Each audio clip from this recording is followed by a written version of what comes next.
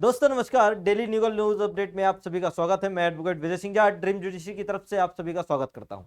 जैसा कि आप सभी को पता है कि दिल्ली में एक दिल दहला देने वाले हादसा हो चुका है और इसी हादसे का मुझे लगता है कि लोग इंतजार कर रहे थे। क्यों? क्योंकि जब एक हादसा होता है तब लोगों में सुधार आता है।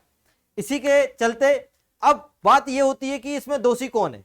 क्या वो कोचिंग ओनर जो वो कोचिंग चला रहे थे, या लोकल अथॉरिटी पुलिस वाले, या एमसीडी नगर निगम वहां की, या वो गाड़ी निकालने वाला व्यक्ति जिसको अरेस्ट कर दिया गया है और उस पर 302 का ऑफेंस लगाया है कि उसने मृत्यु कारित कर दी। मेरा क्वेश्चन आप लोगों से यह है कि चलिए, एक अवैध लाइब्रेरी चल रही थी। जब एक कोचिंग का जब निर्माण होता है और उस कोचिंग के निर्माण में हर चीज देखी जाती है, क्योंकि जब आप किसी भी चीज को बनाने जाते हो तो एक एंट्री और एक एग्जिट का रहता है। तो जब निर्माण हुआ तो निर्माण के तौर पे जो आपने बेसमेंट का जो एरिया रखा होगा या तो आपने स्टोर रूम के हिसाब से रखा होगा, लेकिन अब होती है एक इंस्पेक्शन टीम। उन्होंने एक लाइब्रेरी का निर्माण किया, इंस्पेक्शन टीम आई होगी, उन्होंने बेसमेंट को देखा होगा, उन्होंने एंट्री एग्जिट सब चीजें देखी होगी, लेकिन उनको नहीं दिखा होगा। क्यों? क्योंकि हो सकता है कि कुछ बड़े कोचिंग इंस्टीट्यूट हैं, उन्होंने उनको बोलती दंप कर दी हो, बंद कर दी हो। तो क्या वो भी राजी खुशी हंसी, ठीक है चलो कोई दिक्कत की बात नहीं है, आप चलाते रहो अपना बेसमेंट में, कोई दिक्कत की बात नहीं है, कोई खतरा नहीं है। चलो ये तो हो गया उनका ओपिनियन। उन्होंने बोला कि पानी भरा जाएगा नहीं भरा जाएगा, इनसे उनको कोई मतलब नहीं, क्योंकि भविष्य कोई देखता नहीं है, पहली चीज। अब प्रॉब्लम आती है कहां पे कि आखिरकार वो तो अभी दूर की बात बोल रहा हूं मैं कि कोचिंग इंस्टीट्यूट में पानी भरा, उससे बच्चे की डेथ हो गई, लेकिन रोड पे भी तो पानी भरा। एक हाल ही में एक घटना का जिक्र करूंगा। एक व्यक्ति रहता है, एक बच्चा रहता है, वो भी मतलब वो भी आईएएस की तैयारी करना चाहता है। अभी 2-3 महीने की कहानी है। उसमें क्या होता है, रोड पे पानी भरा रहता है। अब दिल्ली का आलम ऐसा है कि जो तार रहते हैं ना, जो तार, वो तार गिर के उस पानी में गिर जाता है। अब बच्चा वहां से जब निकलता है तो उसका पैर फिसलता है और वो बचने के लिए वो लोहे का एक खंभा पकड़ लेता है जहां से तार बार बार टकरा रहा था। अब उसकी एक तार से क्या हो जाती है, एक झटके में मौत हो जाती है। मुझे बताइए इस घटना का जिम्मेदार कौन है? उस घटना का जिम्मेदार भी कोचिंग वाले हैं क्या, कि जिन्होंने बच्चे को चलना नहीं सिखाया था क्या? समझना मेरी बात को, मैं किसी को बचाने या बढ़ाने या किसी को दबाने या किसी को उठाने नहीं आया हूं। मैं बात कर रहा हूं आपकी सोच पे, आपकी मेंटेलिटी पे, कि आप अब भी इंतजार करोगे किसी ना किसी चीज का कि आज अब ये घटना हो गई है, लगभग 2 महीने बाद ये थोड़ी सी शांति में आएगी, फिर वापस से माहौल ज्यों का त्यों होगा, आप लोग नॉर्मल हो जाओगे। अभी आप लोग बिल्कुल आंदोलन पे हो, सब चीजें कर रहे हो, सब चीजें कर रहे हो, लेकिन जब तक इसको झुकाना नहीं, जब तक कि इस सिस्टम में बदलाव ना हो जाए, तब तो इस चीज का काम होगा।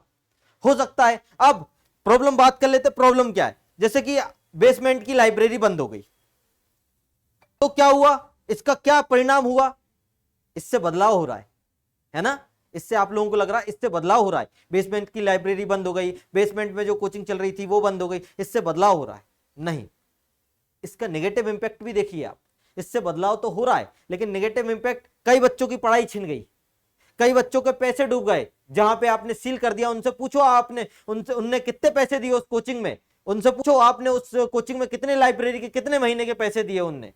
कई लोगों को हॉस्टल में, जो हॉस्टल में बेसमेंट चलता था, उनको बाहर निकाल दिया, रातों रात बाहर निकाल दिया। उनसे पूछो उन पे क्या बीती है, उन बच्चों से पूछो कि उन बच्चों का क्या भविष्य हुआ है, उन बच्चों के साथ क्या हो रहा है। उन बच्चों के बारे में नहीं सोच रहे, उन बच्चों के बारे में इसलिए नहीं सोच पा रहे हो क्योंकि उस चीज को फील नहीं कर पा रहे हो। दिक्कत ये है। अब बात करते हैं कि दोषी कौन है। ये तो था, ठीक है, एक सिनेरियो सेट हो गया था कि बेसमेंट में, और इसी चीज का वेट कर रहे थे, क्योंकि एमसीडी क्या होती है, एमसीडी का कार्य होता है कि भैया नगर निगम जो होती है वो सुविधाओं के लिए होती है, कि भैया सुविधा, पानी ना भरे, ड्रेनेज सिस्टम अच्छे से रहे, सब चीजें अच्छे से रहे। एक और घटना का जिक्र करता हूं इसी के साथ। मुखर्जी नगर में पिछले साल 2019 की घटना होगी, आग लग गई थी जिसमें 300 बच्चे फंसे थे और 60 बच्चों को रस्सी के माध्यम से बाहर निकला था, और जिसमें से घायल हो गए थे पूरे। इसके बाद क्या हुआ, इसके बाद उसी बिल्डिंग को आप दोबारा स्ट्रक्चर, आप गूगल नेट करके देखना, आपको कुछ नहीं, आपको फायर सेफ्टी देखने मिलेगी वहां पे, इसके अलावा कुछ भी नहीं देखने मिलेगा। क्या परिवर्तन हुआ, बच्चे फिर पढ़ रहे हैं। इतनी बड़ी बड़ी फीस होती है, 1,75,000, 2 लाख, 2.5 लाख फीस देने के बाद बच्चा वहां पे जाता है आईएएस की तैयारी करने के लिए, और एक न्यूज मिलती है कि उसका बच्चा लाइब्रेरी में पढ़ते पढ़ते उसकी डेथ हो गई। सोचो उन माँ बाप पे क्या गुजरी होगी।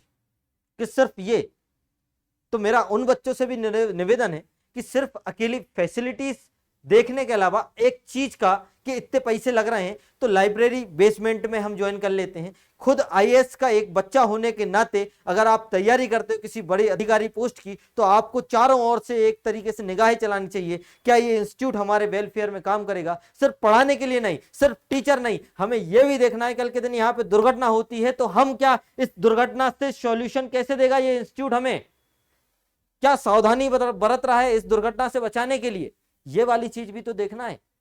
तो ये हम एडमिशन लेते टाइम नहीं देखते, हम देखते हैं एसी कैसा है, हम देखते हैं लाइट है, प्रॉपर व्यवस्था है कि नहीं है हम। और सबसे अच्छी चीज, सबसे गंदी चीज आपके बीच में क्या आ रही है कि एक कम पैसों के चक्कर में हम लाइब्रेरी कर लेते हैं बेसमेंट वाली, जहां पे सफोकेशन होता है, अगर एसी ना चले तो सांस लेने में दिक्कत हो जाती है, सिर्फ किसे कम पैसों के चक्कर में। और आजकल लाइब्रेरी ऐसी बन रही है, हमारे इंदौर की बात बोल रहा हूं मैं, ऐसी ऐसी लाइब्रेरी है कि निकलने में जगह नहीं होती है, बिल्कुल बच्चे घसे घसे करके बैठे रहते हैं। वहां पे अगर पानी भर जाए तो कैसे निकलेगा बताइए। और वहां पे अगर एसी बंद हो जाए और गेट बाहर से लॉक हो जाए, मैं तो बोल रहा हूं पानी दूर की बात, गेट बाहर से लॉक हो जाए तो सांस दम घुट जाए उनका। एक कोने में एग्जॉस्ट फैन लगाए बस छोटा सा।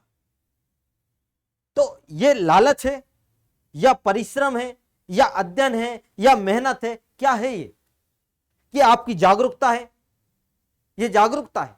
इसलिए बोलते हैं समाज के साथ जागरूक रहो और सब चीजें आपके हाथ में है, अभी भी आपके हाथ में है। और जो 4 लोगों को मैं दोषी बता रहा हूं कि जो गाड़ी वाला है, जो ऑनर है, जो लोकल अथॉरिटी है, जो एमसीडी है, और सबसे बड़ा दोषी अगर नजरों में है तो वो कौन है जो बढ़ावा देता है, कौन होगा आपकी नजरों में, आप जानते हो कौन है, वहां की लोकल गवर्नमेंट। क्या कोचिंग इंस्टीट्यूट वाले इतने बड़े गुंडे हैं कि आपसे बोल दें कि नहीं हम ये अवैध कोचिंग चलाएंगे, हम ये अवैध लाइब्रेरी चलाएंगे, तो आप मान लोगे क्या? आप तभी सील कर देते, आप मत लेते भ्रष्टाचार, आप नहीं करते भ्रष्टाचार, आप नहीं लेते पैसा, तब कर देते तो शायद उनकी जान बच जाती। और एक हाल ही में एक चीज और सामने आ रही है कि 26 जून को एक बच्चे ने बोला था, एप्लीकेशन लगाई थी कि सर ये बेसमेंट में लाइब्रेरी है, सर यहाँ कभी भी पानी भर सकता है, क्योंकि ये घटना आज की नहीं है, पानी तो हर साल भरता है। कहने का मतलब ये है ना कि पानी तो हर साल भरता है, लेकिन हमारी लाइब्रेरी में आज तक नहीं गया है, लेकिन हमारे इंस्टीट्यूट में आज तक नहीं भरा है। इसका मतलब हमारे एमसीडी ने बहुत सुविधाएं दी हैं। हमारी एमसीडी क्या करती है, हमारी एमसीडी जब पानी भरता है ना तो हमारी एमसीडी वेट करती है कि पानी कब कम हो और हम क्या करें, दिल्ली साफ करें। लेकिन पानी के ड्रेनेज सिस्टम के लिए जो गटर भरे हैं उनको साफ नहीं करना है, हमें रोडों को साफ करना है, क्योंकि हम वहां पे क्या करते हैं, शकल देखते हैं। समझ रहे हो बात को, मतलब गलत कौन है। आप बात करते हैं जैसे कि जहां से निकलते हैं लोग, जहां से निकलते हैं वहां पे अब बड़े बड़े क्या लग जाते हैं, पानीपुरी के ठेले लग जाते हैं, ये लग जाते हैं, है उन पे कोई एक्शन नहीं है। गंदगी कौन फैलाता है, गंदगी वहीं से होती है। कहां से होती है, गंदगी वहीं से होती है। गटर में पानी कौन, गटर कैसे जाम होता है, वहीं से होती है। जो फुटपाथ पे जो हम फेंकते हैं, हम दोषी कौन है, हम दोषी कौन है, हम ही है। हमें उस गटर को भरते हैं और वो गटर जब भर जाता है तो एमसीडी क्या करती है, साफ नहीं करती है। क्यों नहीं करती, क्योंकि उसको साफ करने के लिए चाहिए एक ऑर्डर, वो ऑर्डर आता नहीं है। क्यों क्यों नहीं करते ऑर्डर, क्योंकि हम शिकायत नहीं करते, और अगर हम शिकायत करते तो उस पर सुनवाई नहीं होती, बात खत्म है ना। अगर एक ने आवाज उठा दी, मान के चलना 100 लोग रह रहे हैं, 100 में से 10 ने आवाज उठा दी, 90 तो चुप हैं, 90 को कोई मतलब नहीं है। क्यों, क्योंकि उनको दिक्कत नहीं हो रही, उनके घर में पानी नहीं भर रहा, इसलिए ना, रीजन यही है, इसलिए क्योंकि उनके घर में पानी नहीं भर रहा। जिनके घर में पानी भर रहा वो शिकायत करता है, और शिकायत 10 लोग करते हैं तो भैया गवर्नमेंट सोचती है 10 लोग क्या सुनना यार, होगा होगा चलता रहेगा, उनके घर में पानी है, देख लेंगे बात की बाद में। ऐसे ही होता है। ऐसे इंदौर में भी कोई खास नहीं है, हमारा भोला राम पे इंस्टीट्यूट है, जब भी पानी गिरता है घुटने घुटने तक पानी आ जाता है। आज यहां पे भी जितनी भी लाइब्रेरी थी, जितनी भी कोचिंग थी, सब सील कर दी गई। लेकिन इस घटना के बाद की गई, इस घटना के पहले क्यों नहीं हुआ ये सब, बात तो ये है। और अब बात करते हैं सबसे इंटरेस्टिंग टॉपिक पे, लॉ पे, कि इसमें लॉ क्या हो रहा है आपका। लॉ ने एक काम किया, वहां से एक गाड़ी गुजरी जो कि इतना पानी भरा था, बोले कि भैया ये तेज स्पीड से जा रहा है, इसने लोहे के बैरिकेड तोड़ दिए राव आईएएस के, और डायरेक्ट लाइब्रेरी में 6 मिनट में पूरा पानी भर गया। 6 मिनट में पूरा पानी भर गया, बच्चे उसमें फंसे रह गए और उनकी डेथ हो गई। इसका जिम्मेदार कौन है? वो कार वाला है, क्योंकि वो वहां से तेज स्पीड में पानी, क्योंकि वहां से पुलिस वाला नहीं निकल सकता क्या? वहां से कोई अधिकारी की गाड़ी नहीं निकल सकती थी क्या? तब भी 302 लगा देते। सोचने वाली बात है, तब भी 302 लगा देते। उस पे 302 लगा दिया, क्योंकि पूरा ब्लेम, हो सकता है उसको पता ही ना हो कि भैया अंदर लाइब्रेरी बंद है या खुली है या बच्चे बैठे हैं, नहीं पता उसको, वो तो निकाल दिया गाड़ी। एक लॉ का प्रिजम्पशन ये है। दूसरा बात करता हूं, एमसीडी क्या कर रही थी? एमसीडी ने क्या किया? एमसीडी को जब कॉल किया गया, एमसीडी 15 मिनट बाद आई। कितने मिनट बाद आई? 15 मिनट। जब तक तो बच्चे मर चुके थे। और दूसरी चीज, चलो ये तो था घटना, आने में समय लगता है, पानी भरा था, ये सब चीजें हो गई। जब पानी भर रहा है, दिख रहा है, आपको भी दिख रहा है, गवर्नमेंट को भी दिख रहा है, तो उसकी पानी के ड्रेनेज सिस्टम के लिए गटर साफ क्यों नहीं कराए गए? वो वहां से नाली क्यों नहीं बनवाई गई? अब हो रहा है दिखावा, कोचिंग अब सील कर रहे हैं, लाइब्रेरी सील कर रहे हैं, वहां से जो गंदगी है, वहां से वो गंदगी अब साफ हो रही। अब क्यों साफ हो रही? क्योंकि वो बच्चे मर गए यार। वो दिखावे के लिए करना है। और ये कब तक करोगे? 2-3 महीने तक करोगे। और सब जैसे ही सब कुछ होगा सेटल, फिर थोड़ा थोड़ा लगा के और वापस से ज्यों करते हो। आज हमारे इंदौर में भी कई कोचिंग बंद हो गई, सील हो गई, कई लाइब्रेरी सील हो गई। ये भी सिर्फ कैसे? दिखाने के लिए। अभी सुन के आया रिसेंटली, अरे यार कुछ नहीं, 2-3 दिन की बात है, 2-3 दिन बाद माहौल ठंडा होगा, फिर तो हम खोल लेंगे। ये क्या है यार? या तो आप लाइब्रेरी ऊपर शिफ्ट करो, एंट्री एग्जिट दो, हमारे इंस्टीट्यूट में आओ, मेरा भी इंस्टीट्यूट है, हमारे इंस्टीट्यूट में तो एक लात मारोगे पूरे गेट खुल जाएंगे। मैं तो बोल रहा हूँ दीवालों में मार दो, दीवार टूट जाएंगी। हमारी तो ऐसा है, छोटी है। और सबसे बड़ी गलती पता क्या है? इंस्टीट्यूट वालों को बोल रहा हूं, अनुरोध है उनसे, बच्चे भरने पे डिपेंड मत रहो कि आप 300 बच्चे बिठाते हो, आप 400 बच्चे बिठाते हो, 500 बिठाते हो, 1000 बिठाते हो। बच्चों की जिंदगी के बारे में भी सोचना है हमें, क्योंकि हम एक इंस्टीट्यूट चला रहे हैं और उनकी जिंदगी बनाने के लिए इंस्टीट्यूट चलाते हैं। हम अगर पैसे कमाने के लिए अगर इंस्टीट्यूट चलाने लगे तो शायद वो फीस भी आप लोगों के लिए कम हो जाएगी और हमारे लिए कम हो जाएगी। लेकिन हम उनका भविष्य बनाने के लिए आए हैं, तो हम उनके भविष्य बनने के पहले ये मृत्यु का कारण बन जाए क्या? कि हम एक अवैध लाइब्रेरी, और मान के चलो मैं उनका डिफेंस ले लेता हूं, उनने गुड फेथ में एक लाइब्रेरी चलाई, लेकिन अवैध जमीन पे क्यों चलाई? जहां पे स्टोर रूम था वहां पे लाइब्रेरी क्यों चलाई? दोषी तो बन गए ना, दोषी तो हुए ना, अवैध लाइब्रेरी चलाई। और चलो ठीक है, पिछले कहानी आपको याद नहीं होगी, हो सकता कोई अधिकारी आया हो, आपने उसको पैसे दे दिए हो, ठीक है यार चलने दो, बच्चे में यहाँ कौन सा पानी भरता है, हमने तो फुल सेफ्टी रखी है हमारे बच्चों की, देखो कितने लोहे के बड़े बड़े बैरिकेड लगा दिए हैं, पानी तो आ ही नहीं सकता। किसकी बेवकूफी है? हमारी। किसकी बेवकूफी है? कोचिंग संस्थाओं की, कि जो अपने ज्ञान पे इतना डिपेंड हो चुके हैं, अपने आप को इतना बलवान समझते हैं कि प्रकृति की जो सच्चाई है उनसे भी लड़ जाते हैं। ऐसी घटनाएं बहुत हो चुकी हैं, ऐसी एक घटना नहीं है, ऐसी बहुत घटनाएं हैं। और क्या लगता है आपको 3 बच्चे मरे होंगे? नहीं, बच्चे बहुत होंगे, संख्या ज्यादा होगी बच्चों की, दबाया गया है बच्चों की संख्या को, जिससे ज्यादा से ज्यादा आंदोलन ना हो पाए। लेकिन मैं अभी भी गारंटी दे रहा हूं इस चीज की, अगर ये बात यहां थम जाती है, या ये बात यहाँ पे कंपनसेशन दे दिया उनके माँ बाप को और सब चीजें हो गई और ये सब चीजें नॉर्मल हो गई, तो यही चीज चलती रहेगी। मेरा गवर्नमेंट से अनुरोध है, वहां की गवर्नमेंट से और इंदौर की गवर्नमेंट से, और जहां जहां की गवर्नमेंट में ये वाली सुविधा नहीं है, ड्रेनेज सिस्टम नहीं है, जहां पे पानी भरता है, और जहां पे पानी भरने से कारें गाड़ी ये सब डूबती हैं, गिरते हैं लोग, मरते हैं लोग। अकेला पानी भरने से थोड़ी मरते हैं, रोड पे पानी भर जाए तो रोड पे गाड़ियां फिसलती हैं, उससे भी तो मरते हैं लोग। तो ये किसका, ये कौन दोषी होगा? इसका गवर्नमेंट दोषी होगी दोस्त। और कौन दोषी होगा? कि वो जो कार चलाने वाला व्यक्ति है, जिसने कार एकदम फिसली, उसने ब्रेक लगाया और सामने वाले के एक ऊपर गाड़ी चला दी, वो दोषी हो गया क्या? ये कैसा सिस्टम है? लड़ाई है सिस्टम की। दोनों एक दूसरे को कोऑपरेट करते हैं, कोचिंग वाले जैसे हम हो गए, कोचिंग वाले लोकल अथॉरिटी हो गई, एमसीडी हो गई वहां की, या यहाँ की नगर निगम हो गई, कोऑपरेट करते रहते हैं। क्या करते रहते हैं? कोऑपरेट करते हैं। अरे सर चलाइए ना, कोई दिक्कत थोड़ी है। वो बोलेगा ठीक है ठीक है ठीक है हम चलाते हैं, ठीक है आप पानी आप साफ कर देना, आराम से कर देना। अरे कर देंगे, आराम से कर देंगे। शिकायत 1 महीने बाद पहले होती है और काम होता है 90 दिन पहले, जब चुनाव माहौल आ जाता है तब। ऐसा क्यों? ऐसा क्यों होता है? मैं तो 20 बच्चे लेता हूं बस, आप मेरी कोचिंग आके कभी भी देखना, मैं सिर्फ 20 बच्चे बैठाता हूं मेरी कोचिंग में, जब ज्यादा बच्चे चाहिए नहीं। तो इतनी सेफ्टी हम दे नहीं पाते ना, हम इसलिए नहीं दे पाते, यही रीजन है। और हम बच्चों से पहले बोल के रखते हैं कि आपको कभी भी कुछ भी हो आप मुझे बताना, कोई दिक्कत की बात नहीं, क्योंकि रिस्पॉन्सिबिलिटी क्या एज अ गार्जियन ट्रीट किया जाता है आपको। आपके होते हुए अगर उस लाइब्रेरी में ऐसा पानी भर गया तो कैसे भर गया, कुछ ना कुछ तो है कारण। अवैध लाइब्रेरी चलाने का कारण ही क्या है, क्यों चलाना है अवैध लाइब्रेरी।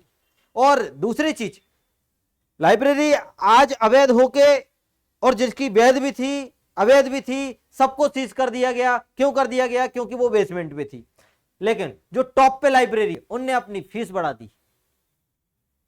एट द एंड बच्चे की बिल्कुल जान निकली पड़ी है, चाहे कोचिंग की फीस से ले लो, चाहे कोचिंग की पढ़ाई से ले लो, चाहे उसकी पढ़ाई से ले लो, मेहनत से ले लो या पैसे से ले लो, कहीं से भी वो बच नहीं रहा है आजकल। क्यों नहीं बच रहा है, क्योंकि जो बड़े बड़े जो लाइब्रेरी थी वो बेसमेंट के चक्कर में सीज हो गई, और जो लाइब्रेरी जो ऊपर अपर पे थी उनने फीस बढ़ा दी। अब बेचारे जो गरीब बच्चे वो जाए कहां, कहां जाए।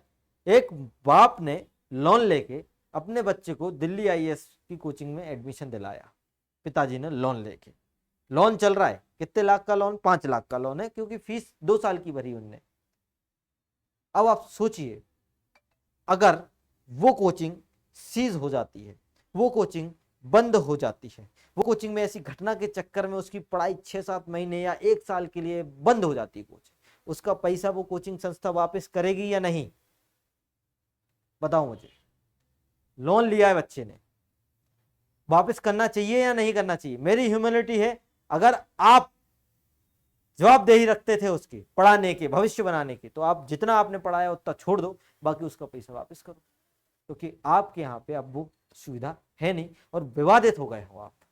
मेन चीज का समझ रहे हो मेरी बात को, मैं क्या बोलना चाह रहा हूं। मैं किसी का प्रमोशन नहीं कर रहा हूं, मैं किसी को बुरा भला ये सब चीजें नहीं बोल रहा हूं, मैं बात कर रहा हूं सिस्टम की। और इस सिस्टम को बढ़ावा देने वाला स्टूडेंट ही है, हम नहीं। स्टूडेंट जो कि हम खुद बन चुके थे, अब हम टीचर बने, लेकिन हम क्या करेंगे, लेकिन हम एक चीज की गारंटी लेते हैं कि हम पढ़ाई देंगे, लेकिन इस चीज की गारंटी नहीं लेते हैं कि हम अवैध काम जब हम करेंगे तो इस पे जो दोष होगा उस पे लिए हम ब्लेम नहीं होंगे। क्यों नहीं होंगे आप ब्लेम, जब आप फीस लेते हो 750 जो भी आपकी फीस रहती है 1,75,000, उस पर टर्म एंड कंडीशन लिखाते हो, आपको इतने घंटे आना है, आपको इतने महीने के भीतर फीस पे करना है, ये तो उसमें एक लाइन और ऐड हो जाना चाहिए कि हमारे साथ इस कोचिंग संस्था में जो भी कुछ हुआ उसकी रिस्पॉन्सिबिलिटी आप ही लोगे, ये चीज लिखी होनी चाहिए। और अगर कहीं कहीं पे ये लिखी है तो उसकी सुविधा के लिए आपको काम करना है। देखो सिस्टम तो हमेशा से चला आ रहा है यार, है ना, आपको हमको काम करना है इस चीज पे। सिस्टम तो हमेशा से चला आ रहा है और यही चलेगा, नहीं दिखेगा परिवर्तन। समझ रहे हो बात को, ज्यादा होगा तो माफी मांग लेंगे कि अब की बार से नहीं होगा, ये होगा, और ये आगे भी चलेगा। मैं इस चीज की लिखित में गारंटी दे रहा हूं। आप तो मेरे यूट्यूब चैनल पे मैसेज कर देना, गाली बक देना, कुछ भी कर देना, मैं तो बोल रहा हूं कि ये है, ये लिखित में चलेगा। और ये बोलेंगे कि हम देखो सर, और अभी भी मैं बता दूं, अगर डॉक्यूमेंट अगर आप लोग निकलवाओगे ना कि एमसीडी ने क्या सफाई करी थी या कोई भी नगर निगम ने क्या सफाई करी थी, वो जून की एक रिपोर्ट दे देंगे कि हाँ ठीक है हमारा इंदौर साफ है, हमारा दिल्ली बिल्कुल साफ है, हमारे बिल्कुल ड्रेनेज सिस्टम बिल्कुल साफ है, वो ऐसा बोल देंगे। क्यों, ये क्या होता है एग्रीमेंट। एक मूवी आई थी ना लिखित में, वो जिंदा रहता है लेकिन दस्तावेजी पे वो क्या हो जाता है, मर जाता है। वो लाख बार बोलता है कागजी, वो याद आई मूवी कागज, है ना, कागज मूवी, उस पर लाख बार बोलता है सर हम जिंदा हैं, सर हम जिंदा हैं। अरे कहां हो जिंदा, तुम तो मर चुके हो बबुआ। ये है रोल और यही वास्तविकता है। मूवी देखने का जितना शौक स्टूडेंट रखता है, उस मूवी का अप्लाई भी थोड़ा अपनी लाइफ में कर लोगे ना, सोशल का थोड़ा सा अप्लाई अपनी लाइफ में कर लोगे, पढ़ाई के अलावा भी। अब देखो उन बच्चों के साथ आईएएस बनने आए थे यार बेचारे, उनने कभी सपने में नहीं सोचा होगा कि हम पढ़ते पढ़ते मरेंगे, सपने में नहीं, सपने में भी नहीं। सोचो यार क्या मतलब, क्या चीज महसूस करी होगी, मतलब 1 मिनट के भीतर पानी जब ऊपर जा रहा होगा तो कैसा दम घुटा होगा। आप लोग सोच सकते हो उनकी, नहीं सोच सकते हो, कोई नहीं सोच सकता उनकी भावनाओं को। और हमारी संवेदना उनके परिवार के साथ है कि हम कुछ ना कुछ जो हमसे बन पड़ता है हम कर रहे हैं। और इसी चीज को लेके मैं यूट्यूब पे भी आया हूं। मैं खुद इंस्टीट्यूट चलाता हूं लेकिन मैं खुद को ब्लेम करता हूं कि हम जो बच्चे का एडमिशन लेते हैं हम उसकी रिस्पॉन्सिबिलिटी नहीं लेते हैं। नहीं बोलते कि भाई तेरे जीने से लेके मरने तक का साथ हमारा है जब तक तुम हमारे स्टूडेंट हो, नहीं बोलते हम। बच्चा एक बार फीस देता है, 1 साल की तैयारी करता है हमारे साथ, और उसके बाद जब वो जाता है ना तो हम मुड़ के उस बच्चे को देखते नहीं। क्यों? क्योंकि उसकी फीस खत्म हो गई है, अब वो हमारा स्टूडेंट नहीं रहा, अब उसने कोई और। भैया ये मानसिकता निकाल दो अपने मन से। आपका स्टूडेंट है, आपका बच्चा है, अगर रात को भी उसको जरूरत पड़ेगी तो आप रात को भी उसके लिए खड़े हो जाओ, तब तो आप आइडियल हो उसके लिए, आइडियल हो। तो मानते हैं आइडियल है।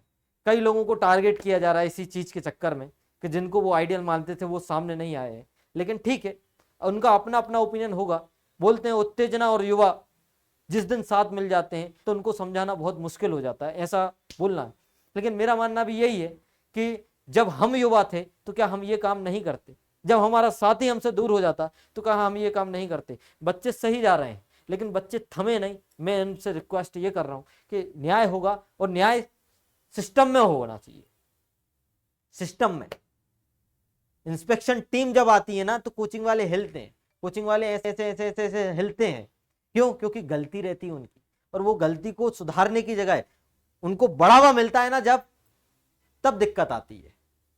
अगर कोई उनको समझा दे कि देखो सर आप कोचिंग तो चला रहे हो लेकिन कल के दिन ये घटना हो सकती है, तो आप इसके लिए कुछ ना कुछ करवाइए, तो फिर यार करेंगे ना। जब वो आपसे इतनी फीस ले रहे हैं, जब आपको एसी दे रहे हैं, लाइट दे रहे हैं, बैठक व्यवस्था अच्छी दे रहे हैं, लाइब्रेरी दे रहे हैं, तो एग्जिट एंट्री भी दे देंगे यार।